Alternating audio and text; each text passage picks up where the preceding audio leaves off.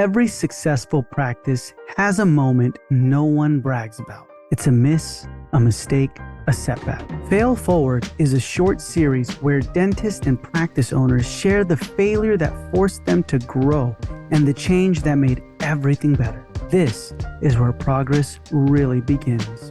One setback that was recurring for me in practice was waiting too long to establish firm boundaries. And I think particularly I was confusing or mislabeling being patient with strong leadership. I viewed it as being compassionate, given the benefit of the doubt.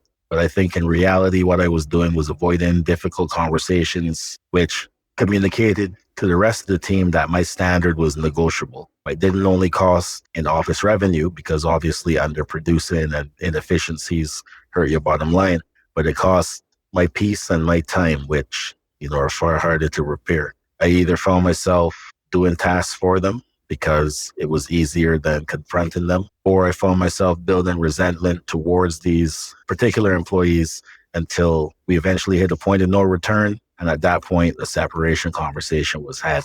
I think what changed the most was my mindset about boundaries. And what I was viewing as confrontation really was clarity.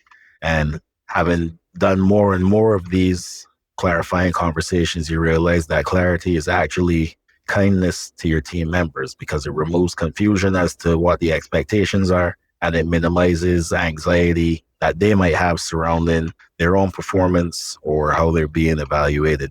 An actionable example I took, we implemented a stand-in weekly operations meeting with my leadership team. We made sure that it was separate from our regular team meetings and certainly separate from our team huddles.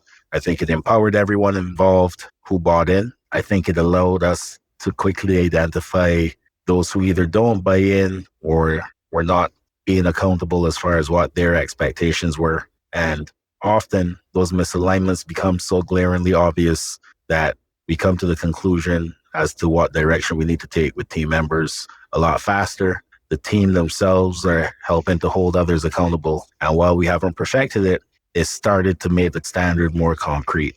We are at a point in the practice where we're heading to our own next level.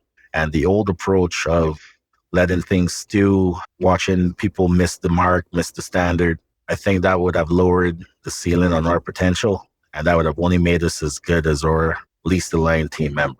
The big lesson I learned was it is my responsibility to protect the standard. A leader tolerating what they shouldn't is not compassionate. I think it's just unclear. And unclear leadership is a slow leak that drains you so much that by the time you recognize the problem, you feel like you're in over your head, and it leads to frustration, resentment, and ultimately, a loss of peace that we work so hard to establish. Before you move on, write down your own fail forward moment, the one that changed how you think, lead, or decide today. And if you're willing, share it inside our Facebook group, the Dental Marketer Society Facebook group. There's going to be a link in the show notes below. And your story might be exactly what someone else needs to hear.